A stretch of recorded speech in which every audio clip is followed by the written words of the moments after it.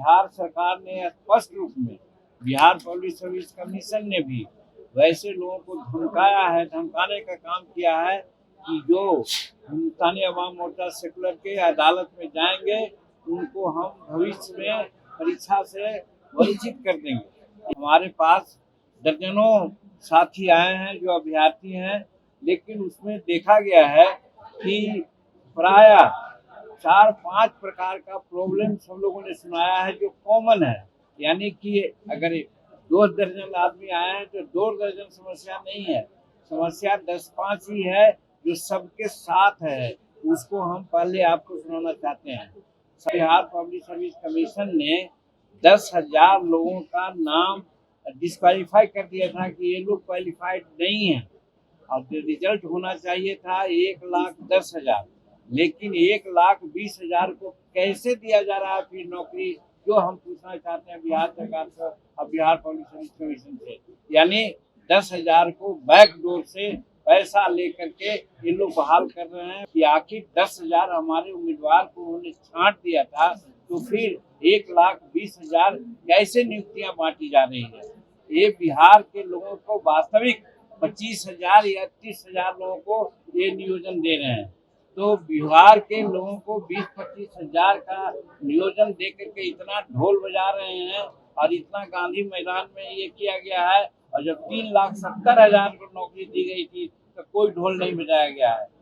2014-15 में बाज़ाब्ता डोमिसाइल नीति की घोषणा की गई थी। सन ऑफ द सॉइल की नीति है, भूमि पुत्र को तरजीह देना चाहिए, लेकिन जब से माननीय नीतीश कुमार जी आए और उसके पहले डोमिसाइल सर्टिफिकेट को रद्दी के टोकरी में डाल दिया है, जो बिहार के युवाओं के लिए एकदम खिलवाड़ है उनके भविष्य से। और हमारा बहुत से शेड्यूल कास्ट के बच्चे और शेड्यूल ट्राइब के बच्चे क्वालिफाई कर गए हैं, बावजूद भी उनको नौकरियां नहीं दी गई है। तो ये भी बड़ी विसंगति है कि हमारा शेड्यूल कास्ट और शेड्यूल ट्राइब का कोटा है और क्वालिफाइड लोग किए हैं, बावजूद उसके 3142 सीट खाली रखने का क्या औचित है। क्वालिफाइड लोग हैं, उसके बावजूद भी तो शेड्यूल कास्ट के लड़कियों को, महिलाओं को उसकी जगह पर भरा जा रहा है। हमारा का और उसका जो सीट है महिलाओं का खाली रह जा रहा है। मेरा कहने का मतलब है कि महिलाओं का सीट खाली रह रहा है, उसके अगेंस्ट में वैकेंसी है और तो उसको बहाल करना चाहिए था, तो फिर जेंट्स के वैकेंसी के अगेंस्ट में महिलाओं को क्यों बहाल कर रहे हैं। ये सरकार की गलत नीति है। महिलाओं के सशक्तिकरण में हम लोग विश्वास करते हैं, महिलाओं का हक है, तो महिलाओं की वैकेंसी रहते हुए भी जेंट्स के सीट पर क्यों उनको दिया जा रहा है, और जेंट्स के वैकेंसी रहते हुए भी और क्वालिफाई करते हुए भी हमारे जेंट्स के लड़कों को बहाल नहीं किया जा रहा है। ये शेड्यूल कास्ट और शेड्यूल ट्राइब के साथ अन्याय किया जा रहा है। ये हमारे सामने बात आई है, उनको शिकायत है, उनकी शिकायत को अपना यहाँ हमको दर्ज करने के लिए आए हैं। उनको भी धन्यवाद देते हैं। धन्यवाद इसलिए विशेष देते हैं उनको कि बिहार सरकार ने स्पष्ट रूप में, बिहार पब्लिक सर्विस कमीशन ने भी वैसे लोगों को धमकाया है, धमकाने का काम किया है कि जो हिंदुस्तानी अवाम मोर्चा सेकुलर के अदालत में जाएंगे उनको हम भविष्य में परीक्षा से वंचित कर देंगे। ये अनडेमोक्रेटिक धमकी है, इसके लिए हम कंडेम करते हैं बिहार सरकार को भी और बिहार पब्लिक सर्विस कमीशन को भी। ये प्रमुख बातें हैं। इसके बाद हमारे पास दर्जनों साथी आए हैं जो अभ्यर्थी हैं, लेकिन उसमें देखा गया है कि प्राय 4-5 प्रकार का प्रॉब्लम सब लोगों ने सुनाया है जो कॉमन है। यानी कि अगर 2 दर्जन आदमी आए हैं तो 2 दर्जन समस्या नहीं है, समस्या 10-5 ही है जो सबके साथ है। उसको हम पहले आपको सुनाना चाहते हैं।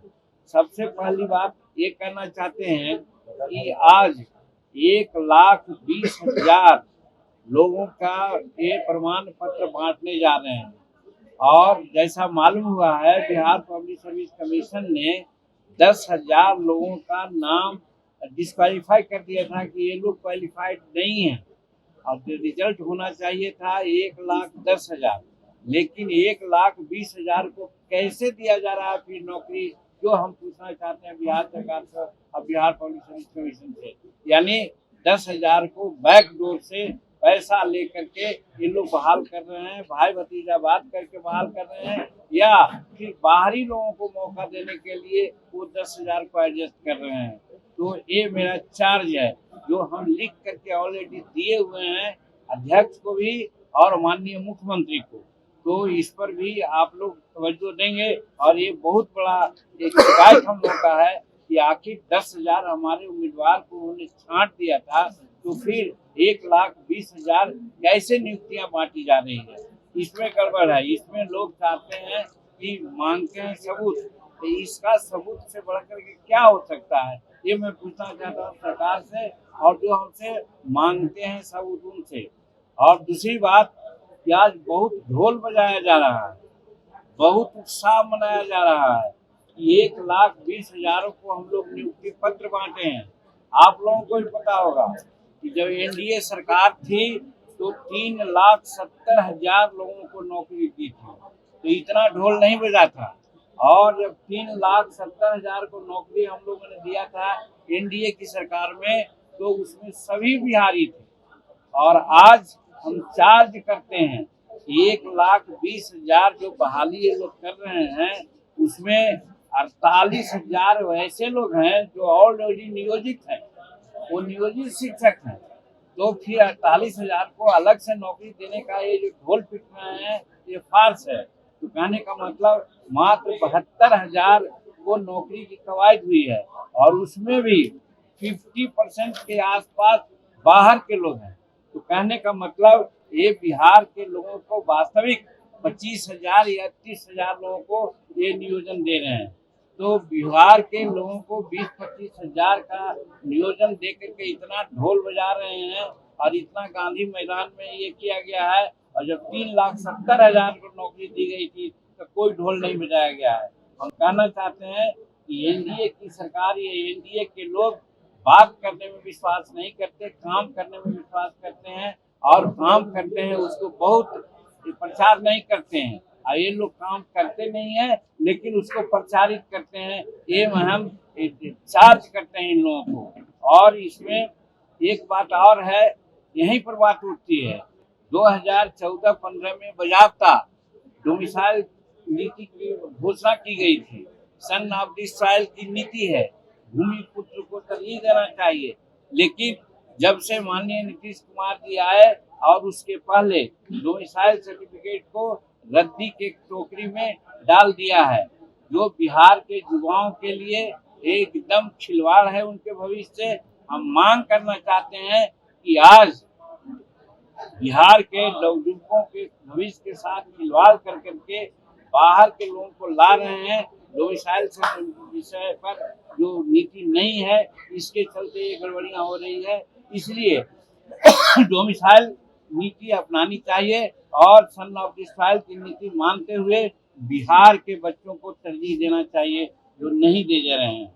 और इसके बाद हम ये कहना चाहते हैं कि यहाँ पर शेड्यूल कास्ट शेड्यूल ट्राइब्स का जो वैकेंसी है, लगभग इसमें तो नहीं दिया, ये 3600 समथिंग बिहार में शेड्यूल कास्ट के वैकेंसी रह गई है। और हमारे बच्चे काफी संख्या में हैं। कितना है?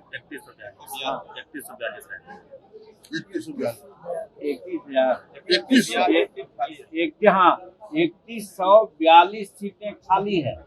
और हमारा बहुत से शेड्यूल कास्ट के बच्चे और शेड्यूल ट्राइब के बच्चे क्वालिफाई कर गए हैं, बावजूद भी उनको नौकरियां नहीं दी गई है।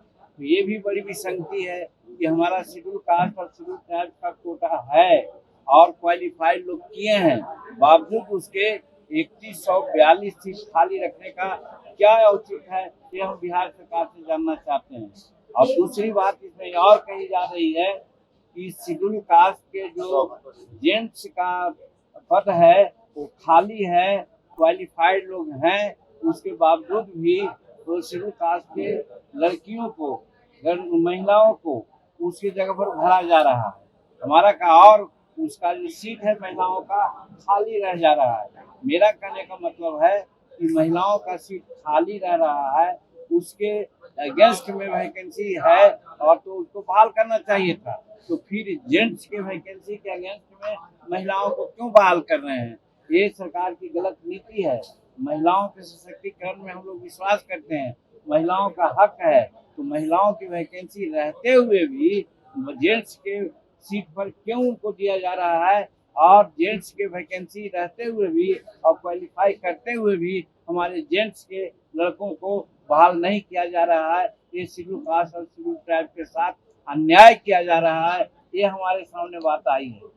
दूसरी बात आई है यहाँ कि हमारे दिव्यांग लोग हैं, वो नहीं आ सके हैं। वो मेल से हम लोगों के पास पत्र लिखे हैं।